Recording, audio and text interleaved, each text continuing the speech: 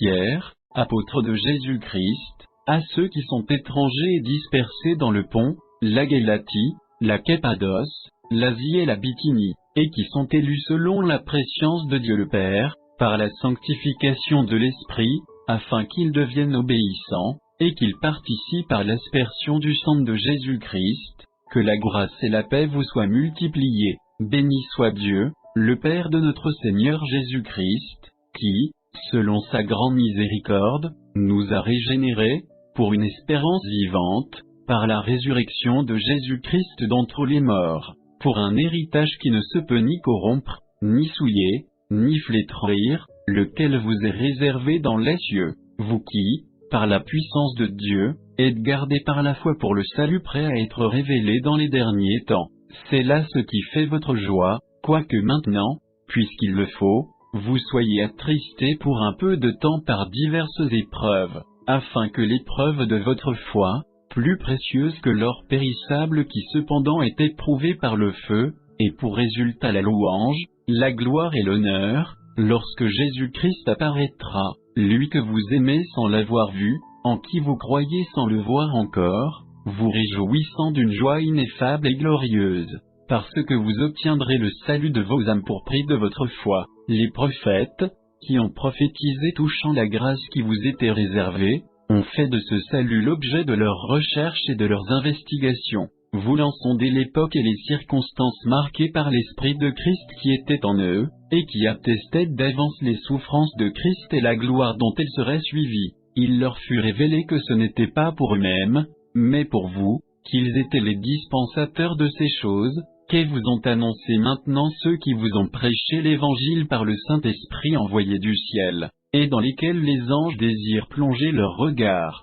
C'est pourquoi, saignez les reins de votre entendement, soyez sobres, et ayez une entière espérance dans la grâce qui vous sera apportée, lorsque Jésus-Christ apparaîtra, comme des enfants obéissants. Ne vous conformez pas aux convoitises que vous aviez autrefois, quand vous étiez dans l'ignorance, mais, puisque celui qui vous a appelé est saint, vous aussi soyez saints dans toute votre conduite, selon qu'il est écrit, vous serez saints, car je suis saint. Et si vous invoquez comme Père celui qui juge selon l'œuvre de chacun, sans exception de personne, conduisez-vous avec crainte pendant le temps de votre pèlerinage, sachant que ce n'est pas par des choses périssables, par de l'argent ou de l'or, que vous avez été rachetés de la vaine manière de vivre que vous aviez hérité de vos pères, mais par le sang précieux de Christ, comme d'un agneau sans défaut et sans tache, prédestiné avant la fondation du monde, et manifesté à la fin des temps, à cause de vous,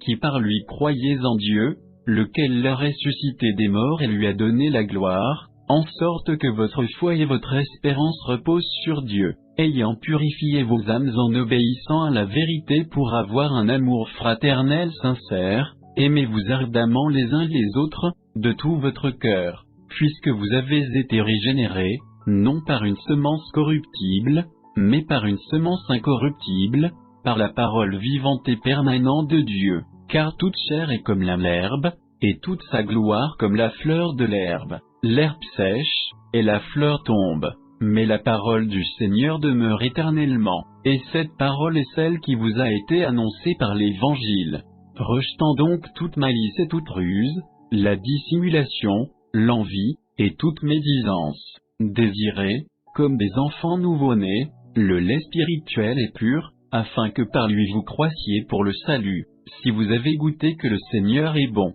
approchez-vous de lui, pierre vivante, rejetée par les hommes, mais choisie et précieuse devant Dieu, et vous-même, comme des pierres vivantes, édifiez-vous pour former une maison spirituelle, un saint sacerdoce, afin d'offrir des victimes spirituelles, agréables à Dieu par Jésus-Christ, car il est dit dans l'Écriture, « Voici, je mets en Sion une pierre angulaire, choisie, précieuse, et celui qui croit en elle ne sera point confus. » L'honneur est donc pour vous, qui croyez, mais, pour les incrédules, la pierre qu'ont rejetée ceux qui bâtissaient est devenue la principale de l'angle, et une pierre d'achoppement et un rocher de scandale. Ils s'y heurtent pour n'avoir pas cru à la parole, et c'est à cela qu'ils sont destinés. Vous, au contraire, vous êtes une race élue, un sacerdoce royal, une nation sainte, un peuple acquis, afin que vous annonciez les vertus de celui qui vous a appelé des ténèbres à son admirable lumière,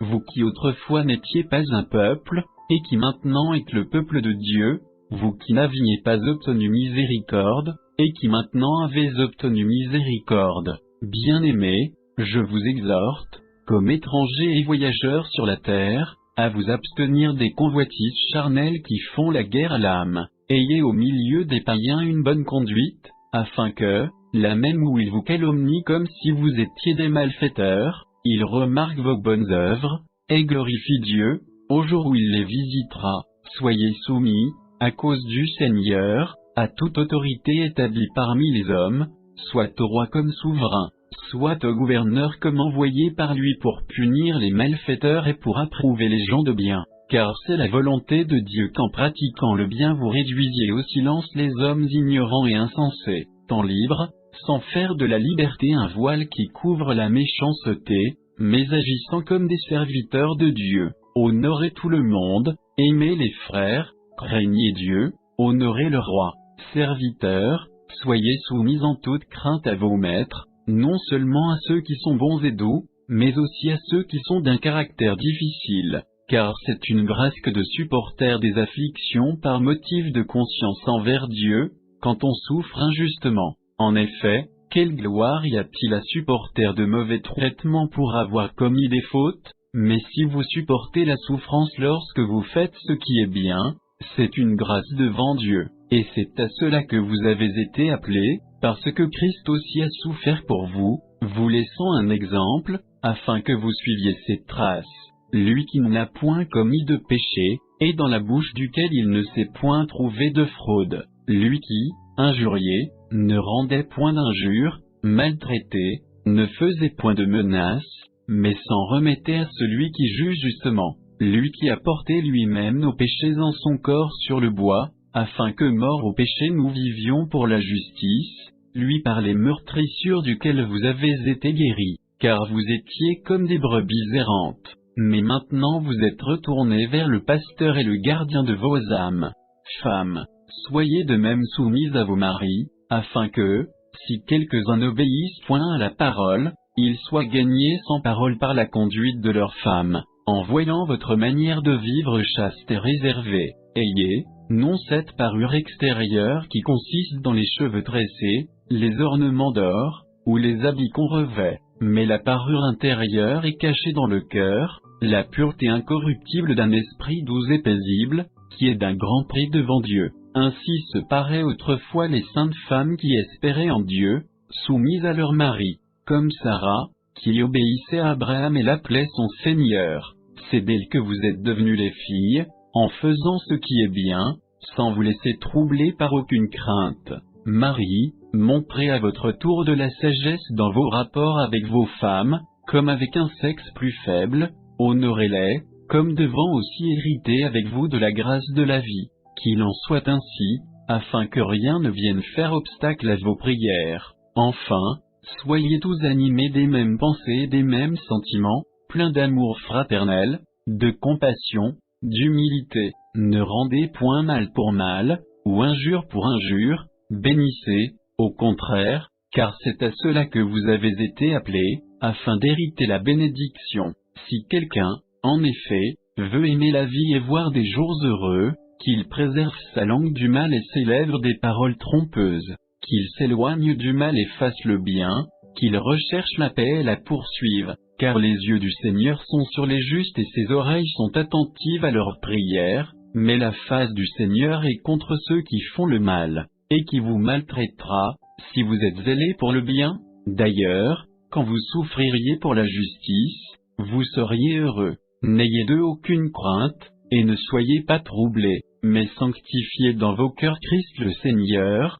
étant toujours prêt à vous défendre, avec douceur et respect, devant quiconque vous demande raison de l'espérance qui est en vous, et ayant une bonne conscience, afin que, là même où ils vous calomnient comme si vous étiez des malfaiteurs, ceux qui décrivent votre bonne conduite en Christ soient couverts de confusion, car il vaut mieux souffrir, si telle est la volonté de Dieu, en faisant le bien qu'en faisant le mal. Christ aussi a souffert une fois pour les péchés, lui juste pour des injustes, afin de nous amener à Dieu, ayant été mis à mort quant à la chair, mais ayant été rendu vivant quant à l'esprit, dans lequel aussi il est le accent aigu prêché aux esprits en prison, qui autrefois avaient été incrédules, lorsque la patience de Dieu se prolongeait, au jour de Noé, pendant la construction de l'arche, dans laquelle un petit nombre de personnes, c'est-à-dire 8,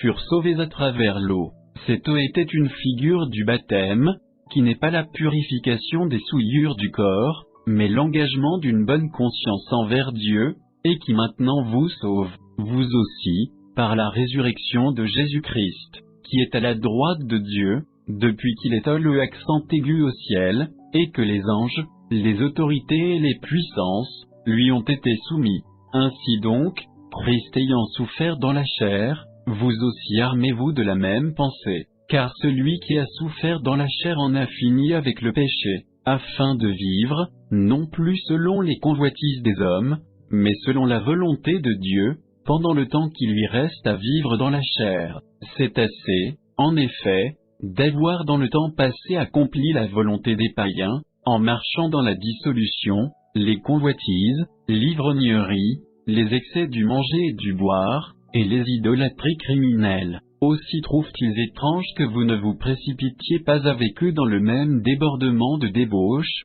et ils vous calomnient. Ils rendront compte à celui qui est prêt à juger les vivants et les morts, car l'évangile a été aussi annoncé aux morts, afin que, après avoir été jugés comme les hommes quant à la chair, ils vivent selon Dieu quant à l'esprit. La fin de toute chose est proche. Soyez donc sages et sobres, pour vaquer à la prière. Avant tout, ayez les uns pour les autres une ardente charité, car la charité couvre une multitude de péchés. Exercez l'hospitalité les uns envers les autres, sans murmure, comme de bons dispensateurs des diverses grâces de Dieu, que chacun de vous mette au service des autres le don qu'il a reçu. Si quelqu'un parle, que ce soit comme annonçant les oracles de Dieu, si quelqu'un remplit un ministère, qu'il le remplisse selon la force que Dieu communique, afin qu'en toute chose Dieu soit glorifié par Jésus-Christ, à qui appartiennent la gloire et la puissance, au siècle des siècles. Amen.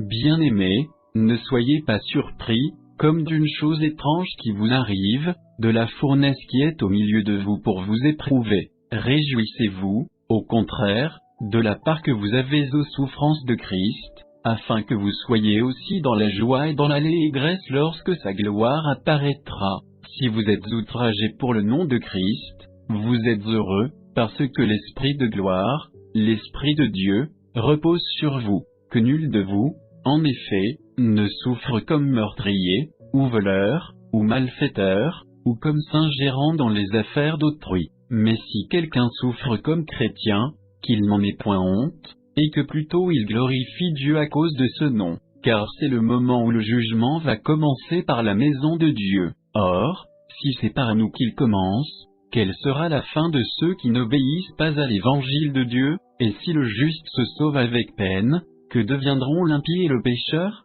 Ainsi, que ceux qui souffrent selon la volonté de Dieu remettent leurs âmes au fidèle Créateur, en faisant ce qui est bien. Voici les exhortations que j'adresse aux anciens qui sont parmi vous, moi ancien comme eux, témoins des souffrances de Christ, et participants de la gloire qui doit être manifestée. Paissez le troupeau de Dieu qui est sous votre garde, non par contrainte, mais volontairement, selon Dieu, non pour un gain sordide, mais avec dévouement, non comme dominant sur ceux qui vous sont échus en partage, mais en étant les modèles du troupeau. Et lorsque le souverain pasteur paraîtra, vous obtiendrez la couronne incorruptible de la gloire. De même, vous qui êtes jeunes, soyez soumis aux anciens, et tous, dans vos rapports mutuels, revêtez-vous d'humilité, car Dieu résiste aux orgueilleux, mais il fait grâce aux humbles. Humiliez-vous donc sous la puissante main de Dieu, afin qu'il vous élève au temps convenable,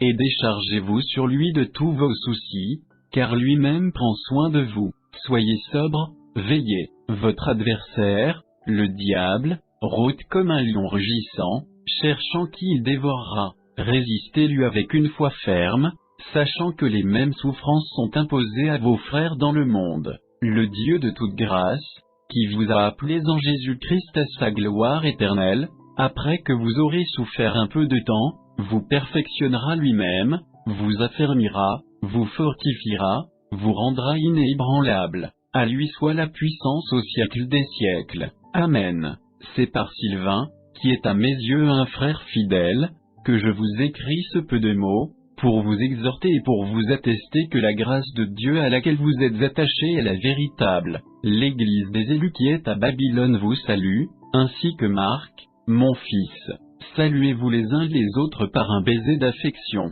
Que la paix soit avec vous tous qui êtes en Christ.